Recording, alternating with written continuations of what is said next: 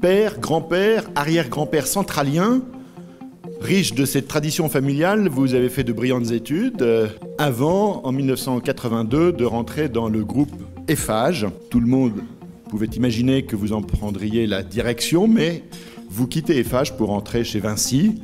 C'était il y a 20 ans. Dans la France d'aujourd'hui, vous êtes aussi très impliqué sur la défense de l'entreprise et de ses valeurs.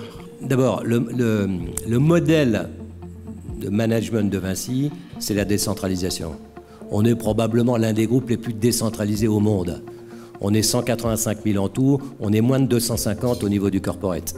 On a 3500 patrons qui sont complètement autonomes et responsables et qui chacun sont en charge de développer un métier ou une expertise donnée sur une zone géographique donnée. Cette affaire de la ligne nouvelle à grande vitesse entre Tours et Bordeaux, ce qui est le contrat du siècle, ça a été absolument fabuleux. Nous aurons en 6 ans, à partir de rien, fait la conception, la construction totale d'une ligne nouvelle de 330 km entre Tours et Bordeaux. Et ça, c'est le signe que nous avons appris à localement faire ce qu'il faut, de telle sorte, au fond, que chacun s'approprie le sujet. Aujourd'hui, nous gérons 105 millions de passagers par an.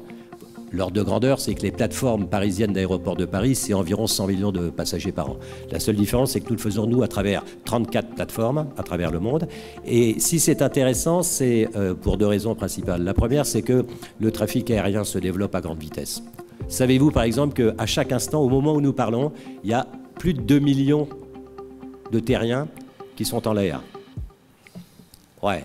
Je suis évidemment convaincu, mais comme nous tous ici, que si on réduit nos décisions à un process rationnel, on est mort. Parce qu'on n'a jamais fait le tour d'un sujet, parce qu'on n'a jamais toutes les informations. Et donc la seule chose réellement importante, c'est effectivement être capable de se forger des intuitions. Enfin, se forger. Avoir des intuitions et se forger des intimes convictions. Non, moi je crois que d'abord on n'a pas le droit d'être exaspéré ou pas exaspéré.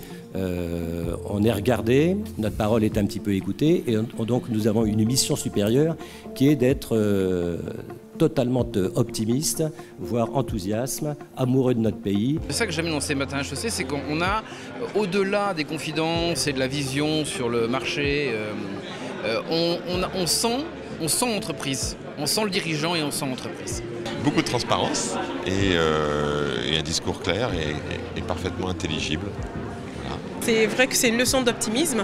Il ne faut pas tout voir tout sombre aujourd'hui en France.